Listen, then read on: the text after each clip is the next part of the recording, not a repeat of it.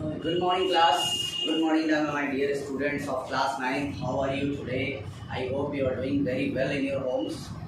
So, the second chapter of your history syllabus, Socialism in Europe and Russian Revolution, is almost finished. Almost finished it is, and in the last class we studied the last topic of this chapter. So, today in this class we will study the whole chapter, Socialism in Europe and Russian Revolution, as a summary. Today we will summarize the chapter in a very perfect way, in that way that you can understand in a very specific manner. Okay? कोशिश मेरी यही रहेगी आज के class की कि अभी तक जितने भी क्लासेस सेकंड चैप्टर के, हिस्ट्री के सेकंड चैप्टर के हुए हैं अभी तक, फर्स्ट चैप्टर को तो आप लोगों ने स्कूल में ही कंप्लीट किया था, ऑलमोस्ट स्कूल में ही कंप्लीट हो गए थे, बट कुछ पॉइंट्स बच गए थे जो कि ऑनलाइन क्लासेस में कंप्लीट हुए हैं।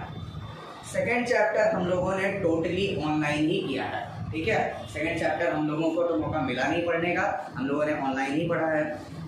सेकेंड चैप्टर के आज का जो क्लास है, इस क्लास में हम लोग एज अ होल एक इफेक्टिव वे में, एक असरदार तरीके से समराइज करने का मैं कोशिश करूंगा आज तुम लोगों को, जिससे आज के क्लास में तुम लोगों को चैप्टर तो खत्म हो चुका है ऑलमोस्ट, लेकिन फिर भी एक अच्छे तरीके से समझने की कोशिश करेंगे हम लोग, ठीक है, कि आखिर ये था क्या पूरा का पूरा चैप्टर, ठीक है, कैसे ये सब चीज़ें आगे बढ़ी हैं। तो शुरुआत होती है the age of social change से, ठीक है। ये जो समय था, इस समय एक सामाजिक बदलाव हो रहे थे पूरे के पूरे रशिया में एक तरीके से पूरा रशिया बदल रहा था, पूरा यूरोप बदल रहा था, हम लोग ऐसा कह सकते हैं, ठीक है। ये 20वीं सेंचुरी के दस्तक थी, नई सेंचुरी, और एक तरीके से पूरा यूरोप जो था वो धीरे धीरे एक बदलाव की तरफ रूप ले रहा था। ये था, ऐसे शुरुआत हुई थी, एज ऑफ सोशल चेंज था ये। प्रीवियस चैप्टर्स में तुम लोगों ने पढ़ा है कि किस तरीके से ये सब चीज़ें, इक्वालिटी के आइडियाज फ्रेंच रेवोल्यूशन के बाद ये सब आगे बढ़ने लगे, ठीक है। ये जो समय था, इस समय में ये जो सामाजिक बदलाव हो रहा था, ठीक है, ये सामाजिक बदलाव इसलिए भी इम्पोर्टेंट था क्योंकि अभी से पहले हम लोगों ने जो गवर्नमेंट्स देखी थी वो इम्पेरियलिज्म, राजा रानी, एक तरीके से हम लोगों ने मोनार्की देखा था। अब समाज के अंदर इक्वालिटी, लिबर्टी, ठीक है, इन सब चीज़ों की भावनाएं बढ़ने लगी थी। अब ऐसे लोग पढ़े लिखे, अब समाज के अंदर बहुत सारे पढ़े लिखे लोग होने लगे थे। ये लोग एक तरीके से अच्छी बातें करते थे, इक्वालिटी की बातें किया करते थे लोगों, और एक तरीके से एक ऐसी समाज की संरचना करने की कोशिश हो रही थी, ऐसी समाज जो उसमें हर तरह के लोगों को इक्वालिटी मिले। ये थी नई जनरेशन की लड़ाई, ठीक है। ये 20वीं सेंचुरी में लोग जो थे वो इम्पेरियलिज्म से निकलकर डेमोक्रेसी की तरफ, ठीक है, इक्वालिटी की तरफ, लिबर्टी की तरफ बढ़ रहे थे। और रशिया जो कि वहाँ पे एक मोनार्की सिस्टम चल रहा था, जार निकोलस II जो वहाँ पे राजा था, वो उसका राज चल रहा था, और किस तरीके से वहाँ पे रेवोल्यूशन हुआ, रेवोल्यूशन हुआ।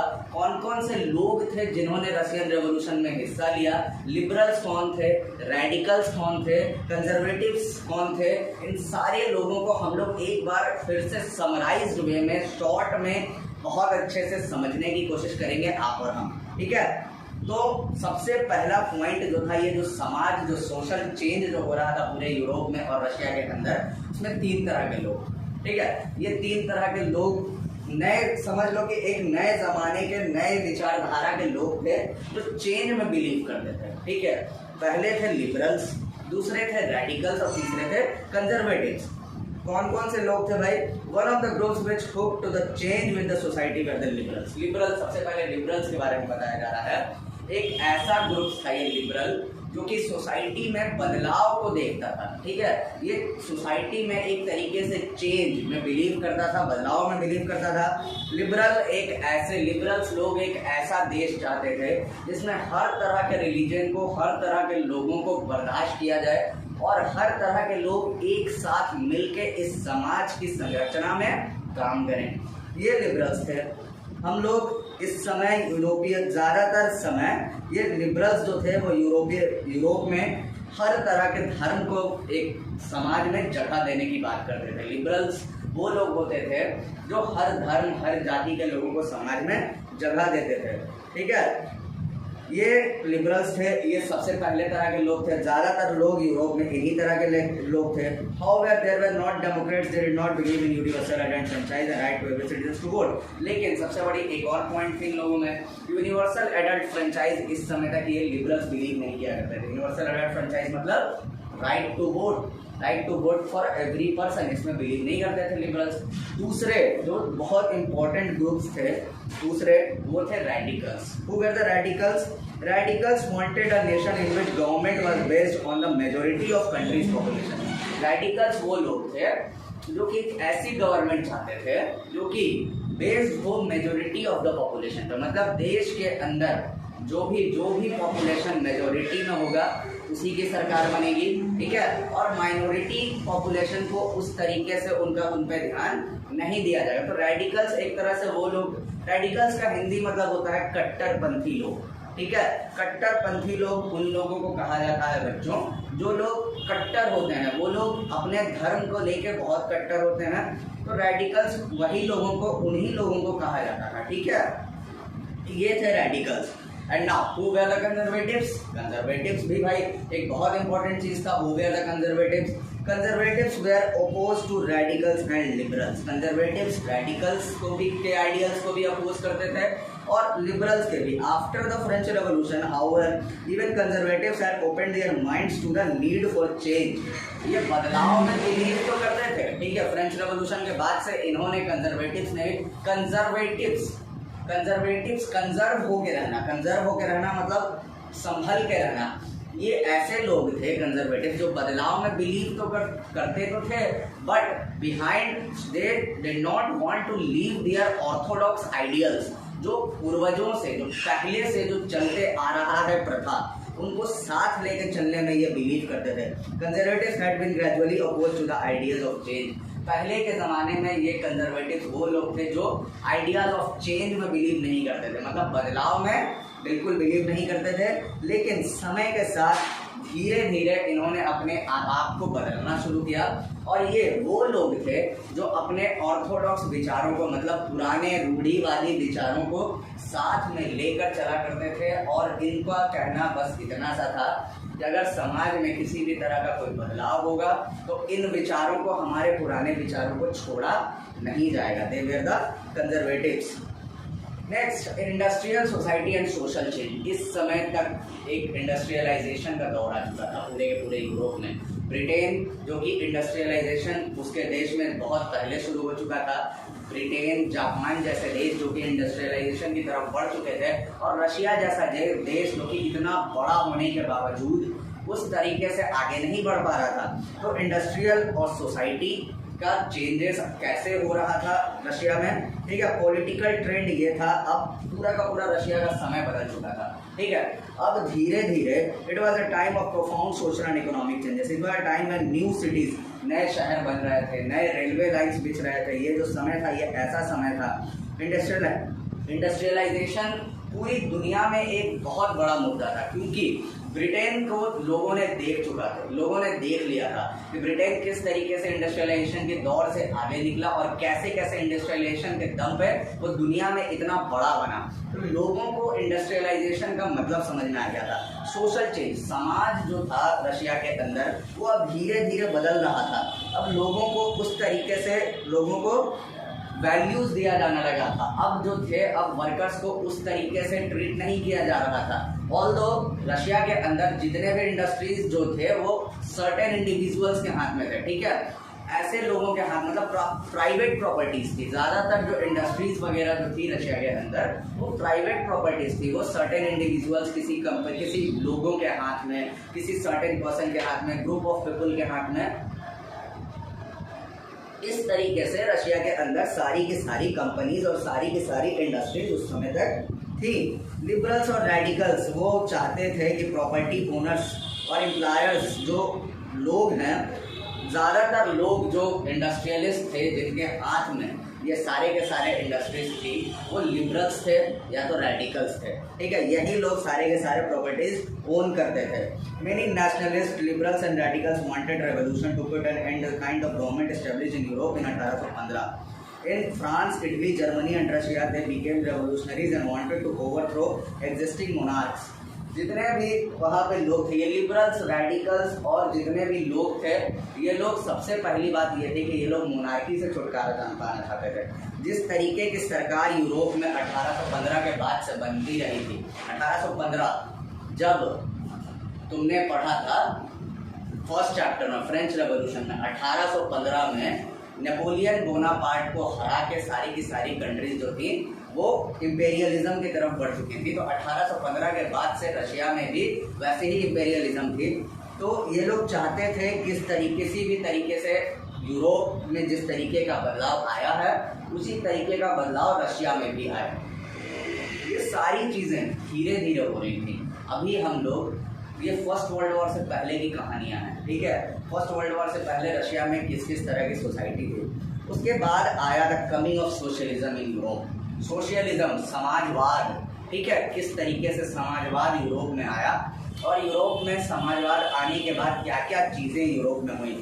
Perhaps the most far-reaching versions of society should be structured was socialism, ठीक है। सोशलिज्म, समाजवाद, जो लोगों को अगर एक अच्छी सोसाइटी का निर्माण होगा, ठीक है, पढ़े लिखे लोग बहुत सारे थे रशिया के अंदर, अगर आप एक अच्छी सोसाइटी का कल के डेट में अगर आप निर्माण करते हैं तो उस अच्छी सोसाइटी में किस तरीके के लोग होंगे, वो किस तरीके की सरकार होगी और वो सरकार किन आइडियोलॉजी पे काम करेगी, ठीक है, सरकार के काम करने का तरीका क्या होगा, ये सारी चीज़ें डिसाइड की गई। और जो बेसिक आइडिया, जो बेसिक चीज़ निकल के आया जिस तरीके की गवर्नमेंट होगी वो थी सोशलिज्म। सोशलिज्म, समाजवाद ऐसी गवर्नमेंट होती है जहाँ पे हर चीज़ लोगों के कंट्रोल में होता है, ठीक है, तो उसी को हम लोग समाजवाद कहते हैं। 19 सोशलिस्ट, ये लोग जो समाजवादी लोग जो होते हैं उनको सोशलिस्ट कहा जाता है। ये लोग प्राइवेट प्रॉपर्टी के अगेंस्ट में होते हैं, ठीक है। ये लोग जितनी भी प्रॉपर्टीज़ हैं इन सारी प्रॉपर्टीज़ के अगेंस्ट में होते हैं, प्राइवेट प्रॉपर्टीज़ के, और गवर्नमेंट ओन्ड प्रॉपर्टीज़ में बिलीव करते हैं। देश के अंदर जितनी इंडस्ट्रीज़ हों, देश के अंदर जितने लैंड्स हों, ये सारी की सारी चीज़ें कोई सर्टेन प्राइवेट आदमी के हाथ में ना हो, वो सारी चीज़ें गवर्नमेंट के हाथ में हो। इन सब चीज़ों में ये लोग बिलीव करते थे, ठीक है, क्योंकि इंडिविजुअल जो था वो एम्प्लॉयमेंट देता था और लोगों को जिस तरीके का फ़ायदा चाहिए, ठीक है। सबसे बड़ी बात ये थी कि अगर कोई इंडिविजुअल कोई इंडस्ट्री के रूल कोई रन कर रहा है तो वो इंडिविजुअल जो होगा, जो इंडस्ट्री को रन करेगा, वो अपना फ़ायदा देखेगा, ना कि उस इंडस्ट्री में काम करने वाले वर्कर्स का, ठीक है। कल एक वर्कर अगर किसी इंडस्ट्री में काम करता है तो वो जीवन भर वहाँ पे काम ही करता रहता है, उसका कोई पर्सनल विकास नहीं होता है, और वो इंसान जो इंडस्ट्री को रन करता है वो कहाँ से कहाँ पहुँच जाता है। ये सोशलिज्म, ये आइडिया जो है सोशलिज्म का वो यही है कि अगर आप किसी इंडस्ट्री को रन कर रहे हैं, अगर आप में अगर कोई सर्टेन आदमी अगर किसी इंडस्ट्री को रन कर रहा है तो वो सिर्फ अपना पर्सनल फ़ायदा देखेगा, ना कि वहाँ काम करने वाले वर्कर्स का। और यही सोशलिज्म में नहीं होता है। सोशलिज्म में ऐसा होता है कि गवर्नमेंट जो है वो उसको रन करेगी, किसी भी इंडस्ट्रीज को वो गवर्नमेंट ओन्ड होगा, और जो लोग होंगे वहाँ पे उन लोगों को उसका फ़ायदा मिलेगा। ये क्लियर कट रहता है हमारे सोशलिज्म में, साफ साफ लिखा रहता है। Socialism has different versions of future.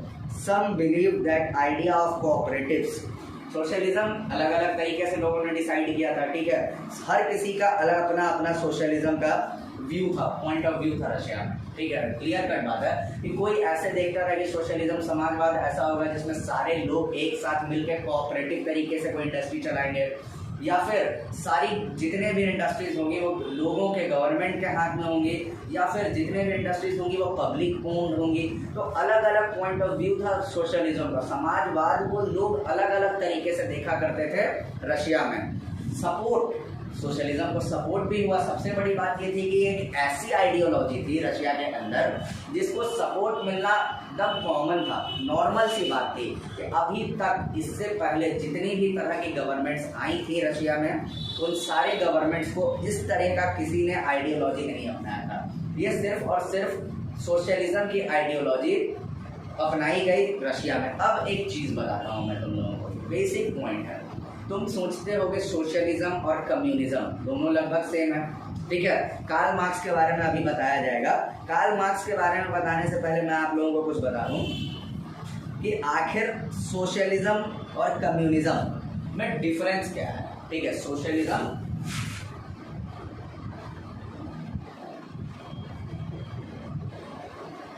और कम्युनिज्म, ठीक है। सोशलिज्म और कम्युनिज्म, सोशलिज्म और कम्युनिज्म में बेसिक डिफरेंस बस इतना सा है बच्चों, ठीक है। अगर कल को कोई अगर आपसे ये सवाल पूछ देता है what is the difference between socialism and communism, तो they both work on the same factor. What is the factor? The factor is that they both work on the good and good governance for the people of the country, for the workers of the country, for the peasants of the country। फर्क सिर्फ इतना सा है। देखो दोनों काम करती है गरीब लोगों के लिए, ठीक है। इनका कहना, सोशलिज्म में कहना ये है, सोशलिज्म ऐसी सरकार है, ठीक है, जिसमें अमीरों से जितने भी इंडस्ट्रीज होती हैं वो अमीरों की नहीं, वो गवर्नमेंट ओन होती हैं, ठीक है। लेकिन कम्युनिज्म में, जो कम्युनिज्म एक बेसिक आइडियोलॉजी है, जो कार्ल मार्क्स और जितने भी तरह के लोग हैं रहे हैं जिन्होंने कम्युनिज्म को बढ़ावा दिया है, इनका कहना यह है कि अगर कोई गवर्नमेंट, अगर सारी इंडस्ट्रीज अगर गवर्नमेंट के हाथ में चली जाती है, जैसा कि सोशलिज्म में होता है, ये प्राइवेट प्रॉपर्टीज के अगेंस्ट होती है सोशलिस्टिक लोग, तो वो किसके हाथ में होगी? तो जब गवर्नमेंट वेल्थ को, देश के वेल्थ को, देश के प्रॉफिट्स को वहाँ के रहने वाले लोगों में जब डिस्ट्रीब्यूट करना शुरू कर देती है, तब उसको हम लोग कहते हैं कम्युनिज्म। रशिया जो था, हम लोग कहते हैं Russia is a communist country. आज तक मैंने आप लोगों को बताया है हमेशा यही कि Russia is a communist country, but Russia, USSR का फुल फॉर्म क्या है किसी को पता है? ऑफ कोर्स पता होगा क्योंकि मैंने आप लोगों को क्लास में बताया है। यूएसएसआर का फुल फॉर्म है union state of socialist Republic, या फिर union state of Soviet Russia, ठीक है। ये सोशलिस्टिक कंट्री रहा है हमेशा से रशिया, ठीक है। सोशलिज्म और कम्युनिज्म में बस इतना सा फर्क है कि यहाँ गवर्नमेंट ओन्ड होती है, यहाँ गरीबों में बंटवारा होता है, देश के वेल्थ और देश के प्रॉफिट्स को गरीबों में बंटवारा होता है। अब देखो कोई भी कंट्री टोटली कम्युनिस्ट कंट्री क्यों नहीं बन पाती है? क्योंकि अगर किसी भी कंट्री के हेड को सोशलिज्म के आइडिया पे अगर लोग चलते हैं, जब देश का सारा वेल्थ गवर्नमेंट के हाथ में होने लगता है, तो गवर्नमेंट क्या होती है? करप्ट होने लगती है, ठीक है। वहाँ पे किसी भी तरह का, हर तरह का करप्शन शुरू हो जाता है, गवर्नमेंट करप्ट होने लगती है। और गवर्नमेंट जब करप्ट हो जाती है तो अपने आइडियोलॉजी को बचाने के लिए, इस तरह की चीज़ों को, अपने करप्शन को छिपाने के लिए गवर्नमेंट डिक्टेटर बन जाती है, ठीक है। आज तक दुनिया में लोग जो हैं वो कम्युनिस्ट गवर्नमेंट को क्यों नहीं सपोर्ट करते हैं? सबसे पहली बात कि वो कम्युनिस्ट नहीं, सोशलिस्ट गवर्नमेंट होती है, मतलब वो समाजवादी गवर्नमेंट होती है। आज तक कम्युनिज्म के आइडिया को फुल्ली किसी भी गवर्नमेंट ने, दुनिया के किसी भी गवर्नमेंट ने फॉलो ही नहीं किया। अगर वो फॉलो करते, जिस तरीके का फॉलो होना चाहिए था, तो उस तरीके का डिक्टेटरशिप देश में लगाने की ज़रूरत ही नहीं पड़ती। आज अगर हम व्लादिमीर पुतिन जो रशिया के राष्ट्रपति हैं प्रेजेंट में, अगर वो इतने सालों से राष्ट्रपति हैं, लोग कहते हैं कि वो अब डिक्टेटर बन चुके हैं, तो उसके पीछे बहुत सारे रीजंस हैं। रशिया एक सोशलिस्ट कंट्री है, ठीक है। कम्युनिस्ट, सोशलिस्ट लगभग दोनों सेम है। अगर आपको किसी भी तरह का कोई कंफ्यूजन हो तो बस इस चीज से क्लियर कीजिएगा आप लोग कि कम्युनिस्ट और socialist they are both 99% same, but the basic difference is that in socialism the wealth is not distributed to the people of the country, and in communism the wealth of the country, that is the industrial wealth, that is the economy of the country, is distributed to the people of the country, to the workers of the country, to the peasants of the country. This is the basic difference between socialism and communism. हम लोग अब discuss करते हैं मुद्दे क्या हैं। Support for socialism, Russia में support for socialism पूरा अच्छे से लोगों ने इसको बहुत अच्छे से सोशलिज्म को सपोर्ट किया था, क्योंकि लोगों को पता था कि इस तरीके की चीज़ जो थी वो बहुत ज़रूरी थी। By 1905 socialist and trade union formed a labour party in Britain and Socialist Party in France. However, till 1914, socialists never succeeding in forming a government in Europe. Represented by strong figures and permanently politics, the ideas did shape legislation, but governments continued to run by conservatives, liberals and radicals. Socialist लोग इस समय तक दुनिया में बहुत सारी political parties बना चुके थे, चाहे वो इंग्लैंड में हो जिसको लेबर पार्टी के नाम से जाना जाता है, या फिर फ्रांस में हो। तो बहुत सारे जगह पे सोशलिस्ट लोगों ने अपनी यूरोप के अंदर बहुत सारी पार्टीज बना ली थी, ट्रेड यूनियंस बना लिए थे, लेकिन अब तक ये सोशलिस्ट कहीं भी गवर्नमेंट बनाने में सक्सेसफुल नहीं रही। ठीक है, एक सरकार बनाने में ये लोग सक्सेसफुल नहीं हो पाए थे, क्योंकि उतने स्तर पे, जिस स्तर पे इनको वोट चाहिए था, जिस स्तर पे इनको सहमति चाहिए थी लोगों से, वो इनको नहीं मिल पाया था। ठीक है, तो इस तरीके से इन लोगों को वो अभी तक नहीं बन पाया था। जो सबसे पहला दुनिया में सबसे पहला सोशलिज्म और कम्युनिज्म के आधार पर दुनिया में जो सबसे पहली सरकार बनी वो थी रशिया में। इसलिए रशिया का रेवोल्यूशन इतना इम्पोर्टेंट है आप लोगों के लिए और आपके सिलेबस में है। ठीक है, आप सोच रहे होंगे कि हम लोग रशिया के रेवोल्यूशन के बारे में क्यों पढ़ रहे हैं। ठीक है, आखिर ये बहुत इंपॉर्टेंट मुद्दा है, इसलिए हम लोग पढ़ रहे हैं। रशियन रेवोल्यूशन से इंडियन रेवोल्यूशन बहुत हद तक इंस्पायर हुआ है। ठीक है, रशिया में जिस तरीके से एक तरह के लोगों ने राजा के खिलाफ रिवोल्ट किया, सबसे बड़ी बात यही थी कि लोग गवर्नमेंट पहले वहाँ पे एक राजा ने पहले प्रोवाइड किया वहाँ पे एक ऐसी गवर्नमेंट जो कि राजा के अकॉर्डिंग काम करेंगे, लेकिन लोगों को, और लेनिन जो कि वहाँ पे एक सबसे बड़े सोशलिस्ट लीडर थे वहाँ पे रशिया में, लेनिन को ये चीज़ बर्दाश्त नहीं हुआ। लेनिन ने विद्रोह कर दिया और ये विद्रोह बढ़ते बढ़ते इतना बड़ा हो गया विद्रोह कि लोगों का एक मास मूवमेंट बन गया और वहाँ के जो लोग थे उन्होंने राजा के तख्ता पलट कर दिया। तो ऐसा कुछ इतिहास में अभी तक नहीं हुआ था। ठीक है, एक सोशलिस्ट, एक समाजवादी आइडियोलॉजी पे एक पूरी की पूरी सरकार बन के खड़ी हो जाए, ये इस तरीके का अभी तक, जैसा कि हमने अभी जस्ट डिस्कस किया कि बहुत सारे सोशलिस्ट पार्टीज ब्रिटेन में, बहुत सारी सोशलिस्ट पार्टीज फ्रांस में और यूरोप के बहुत सारे कंट्रीज में बन तो चुकी थी, बट वो सोशलिस्ट पार्टीज जो थी वो सरकार बनाने में सक्षम नहीं थी। रशिया पहला ऐसा देश बना जहाँ पे सोशलिज्म और सोशलिस्ट पार्टी ने सरकार बनाया।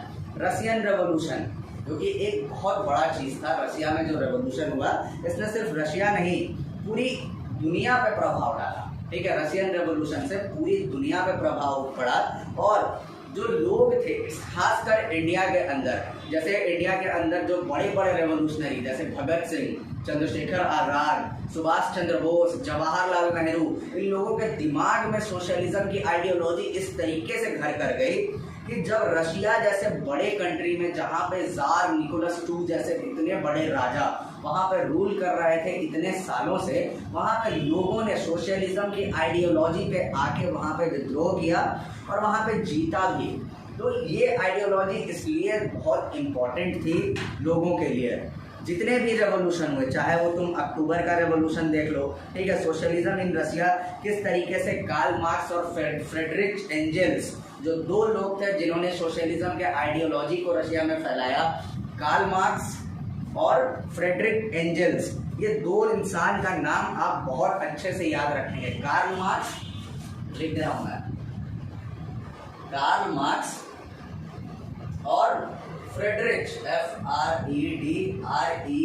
FREDREICH एंजेल्स, फ्रेडरिक एंजेल्स ये दो लोग थे जिन्होंने दुनिया को सोशलिज्म की आइडियोलॉजी दी, और रशिया में सोशलिज्म को फैलाने में इन्हीं दोनों का हाथ था। इन्होंने ही रशिया में सोशलिज्म को फैलाया। लेनिनिज्म जो कि एक आइडियोलॉजी है, वो लेनिन की आइडियोलॉजी थी। उस लेनिन के आइडियोलॉजी को हम लोग लेनिनिज्म कहते हैं। तो लेनिन किस तरीके से रशिया में अपनी आइडियोलॉजी को फैलाया, और ये टोटली ये जितनी भी आइडियोलॉजी थी ये किस पे वर्क करती थी? सोशलिज्म पे। ये टोटली सोशलिज्म पे वर्क करती थी। जिस तरीके की इकोनॉमी थी रशिया के अंदर, इन लोगों को, वर्कर्स की हालत बहुत ही बुरी थी। उन लोगों को 10-10 घंटा 12-12 घंटा काम करना पड़ता था, और उनको जो वेजेस मिलने चाहिए थे रशिया के अंदर वो नहीं मिलते थे।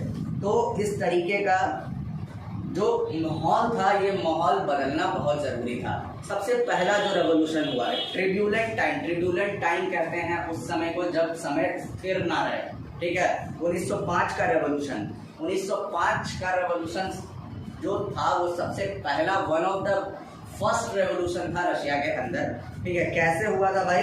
रशिया ऑटोक्रेसी था, जैसा कि आप लोग जानते हैं। ऑटोक्रेसी का मतलब होता है एकांकिक सरकार, जहाँ पे एक आदमी जो चाहे वो कर सकता है, उसको हम लोग कहते हैं ऑटोक्रेसी। ये डेमोक्रेसी का बिल्कुल अपोजिट है। तो रशिया एक ऑटोक्रेसी थी, और ज़्यादातर यूरोप के तरह यहाँ पे जो लोग थे, वहाँ पे अलग अलग तरीके के लोग रहा करते थे, अलग अलग जाति के, अलग अलग धर्म के लोग रहा करते थे। जैसा कि हम लोग जानते हैं कि रशिया में मुस्लिम्स भी रहा करते थे, रशिया में और भी नॉन मुस्लिम्स भी रहा करते थे। तो जो 1905 रेवोल्यूशन हुआ था, वो जार अलाउ किया था क्रिएशन को। एक रेवोल्यूशन हुआ विंटर पैलेस, सुनो। ये रेवोल्यूशन हुआ कैसे? दाम बढ़ गए थे देश के अंदर, बहुत सारे दाम बढ़े थे। और 1905 का जो रेवोल्यूशन था, बेसिकली वो लोगों को जिस तरीके का उनको डिजर्व करते थे, वो देश के अंदर महंगाई वो बढ़ चुकी थी देश के अंदर। जिस तरीके की सोशलिस्टिक आइडियोलॉजी पे जिस तरह का समाज डिजर्व करता था, उस समय तक ये ऐसा कुछ नहीं था।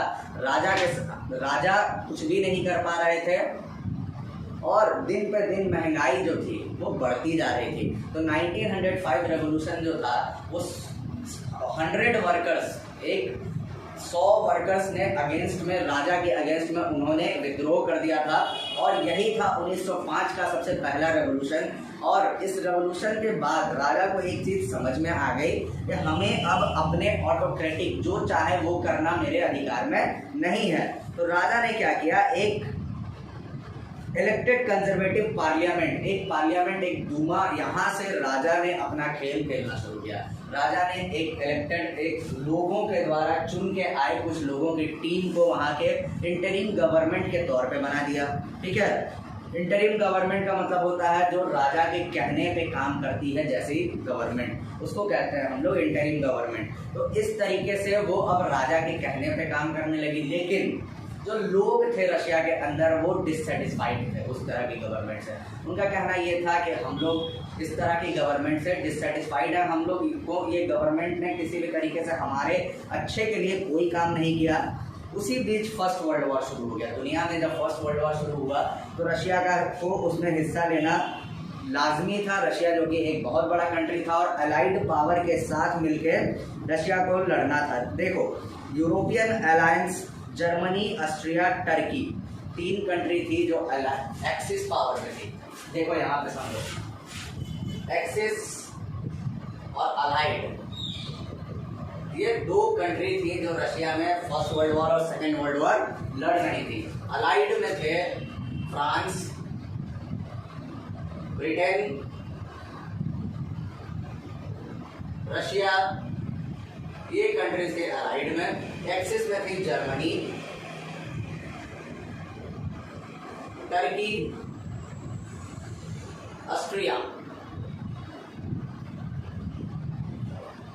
ये कंट्रीज थी जिनके बीच में फर्स्ट वर्ल्ड वॉर शुरू हुआ था, ठीक है। फर्स्ट वर्ल्ड वॉर शुरू होना रशिया के लोगों के लिए और राजा के लिए एक तरीके से एक ऐसा सबक बन गया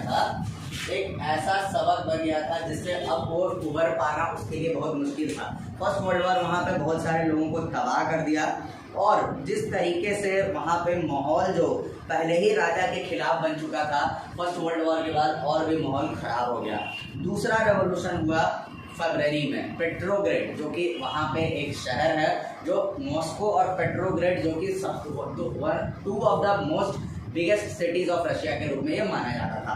तो दूसरा रेवोल्यूशन जो हुआ वो पेट्रोग्रेड में हुआ रशिया के अंदर, और यहाँ से फरवरी में जो पेट्रोग्रेड में जो रेवोल्यूशन हुआ वहाँ से पूरा स्थिति बदल गया। वहाँ से जो सरकार, जो प्रोविजनल गवर्नमेंट जो सरकार ने बनाई थी वो अब पूरे तरीके से अब ध्वस्त कर दी गई रशिया में। और अब जो माहौल, अब जो गवर्नमेंट जो बन रहा था रशिया के अंदर वो सोशलिस्टिक गवर्नमेंट बन रहा था फरवरी में। ये फर्स्ट वर्ल्ड वॉर के बाद की बात है, ठीक है, ये 1917 की बात है, फरवरी 1917 में ये रेवोल्यूशन हुआ, ठीक है। और ये 1917 का जो रेवोल्यूशन था ये रशिया के इतिहास में सबसे बड़ा रेवोल्यूशन बन के आया, जो पेट्रोग्रेड शहर में हुआ था। बहुत सारे लोग इस रेवोल्यूशन में मारे भी गए थे, ठीक है। आफ्टर फरवरी के बाद रशिया में एक सोशलिस्ट सोसाइटी बनी, एक ऐसी समाज, एक ऐसी गवर्नमेंट बनी जो सोशलिज्म पे बिलीव करे, ठीक है। प्राइवेट प्रॉपर्टीज खत्म हो गई, प्राइवेट प्रॉपर्टीज सारे कन्फिस्केट कर दिए गए, छीन लिए गए, जब्त कर लिए गए, ठीक है। अब गवर्नमेंट जो थी वो पूरे तरीके से वो सोशलिस्टिक आइडियाज पे काम कर रही थी, और ये एक तरीके से एक ऐसा समाज बना जिस समाज में सारे के सारे लोगों को बराबर जगह मिला। प्राइवेट प्रॉपर्टीज वाले लोगों की स्थिति खत्म कर दी गई देश के अंदर, और देश के अंदर अब पूरे तरीके से एक ऐसी सरकार बनी जो कि लोगों के लिए काम कर रही थी। ये इस समय प्रोविजनल गवर्नमेंट जो कि था वहाँ पे उसने भी बहुत बड़ा रोल प्ले किया था इस समय तक, लेकिन प्रोविजनल गवर्नमेंट जिस तरीके से काम कर रही थी वो लोगों को अभी भी पसंद नहीं आ रहा था, ठीक है। इसके बाद एक्सक्यूज मी,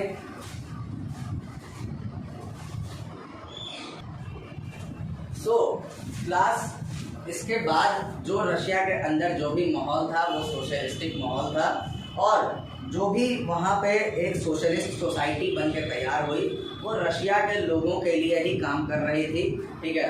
लेनिन वहाँ पे सबसे बड़े सोशलिस्ट नेता के तौर पे उभर के आए, और पूरा माहौल जो था वो टोटली किस तरह की सोसाइटी थी, वो सोशलिस्ट सोसाइटी। तो आई होप कि ये जो समरी था इस चैप्टर का आपको समझ में आया हो, ठीक है। क्वेश्चन आंसर मैंने प्रोवाइड कर दिए हैं आप लोगों को। ये समरी आपको मैं आशा करता हूँ कि बहुत अच्छे से समझ में आया होगा, और अगर कोई टॉपिक आपको नहीं समझ में आया होगा आप फिर से पढ़ें, किताब पढ़ें, बुक्स में ये चैप्टर एक बार रीडिंग डालें। आज आपका यही होमवर्क होगा कि पूरा चैप्टर आप फिर से रीडिंग डालें, और मैं आशा करता हूँ कि आप लोग मुझको मैसेज करेंगे कि सर ये टॉपिक नहीं समझ में आया, एक बार और समझाएं। तो मैं इंतज़ार रहेगा आप लोगों का कि आप मुझे मैसेज करें मैं आपको दोबारा कोई टॉपिक समझा पाऊँ। जो भी टॉपिक आपको नहीं समझ में आया हो please do ask me, and please go through this chapter very carefully. I will wait for your messages today, tomorrow, the day after tomorrow. Please do message me and ask questions to me whatever you haven't understand in this chapter. Okay class, thank you so much. Thank you.